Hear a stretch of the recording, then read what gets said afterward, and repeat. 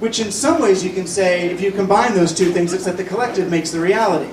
Right? In some ways, I mean, as anyone who's had enough countercultural experience or ingestion will admit, I mean, there is no individual, right? It's all, your individual is your connection to the other people. There's sort of one thing going on, which is your connection to all these other people.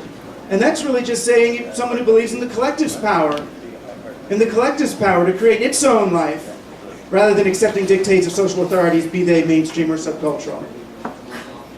And R.U.'s work, if we can call it that, or his play, has really been about that from the beginning. When I met R.U. first, he was in the transition from High Frontiers to Reality Hackers, which I still think is the best name for Mondo 2000, Reality Hackers, because that's what it was about. It wasn't computer hacking, it was hacking reality. And it was giving people, it was a whole earth review on many drugs at once.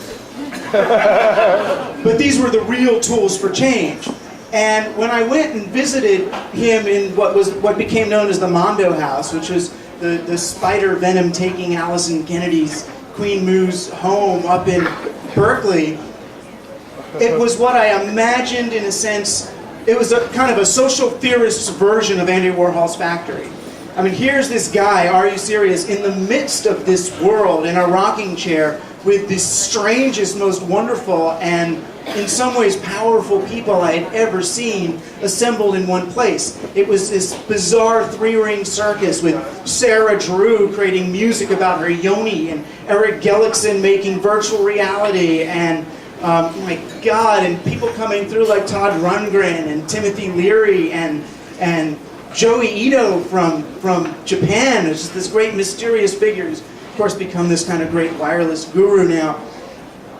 It was really a celebration of what he's talking about here. It was a celebration of people who really can redesign reality from the inside out.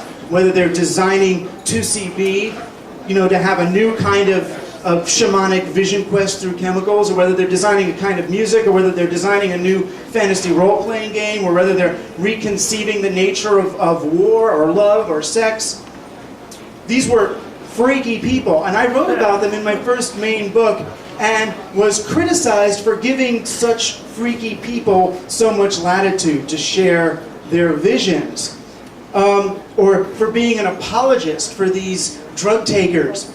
And I wasn't being an apologist. What I was doing, I mean, yeah, they're weird people. They're the counterculture, for God's sake. But they were also the people who ended up engineering the thing that, in part, that we're living in today. These were the people that knew the internet would happen. These are the people that knew rave culture and chaos magic and chaos math and everything else was going to happen, and they were already working in it. They were already becoming remote high leverage points in this bizarre dynamical system that was building up.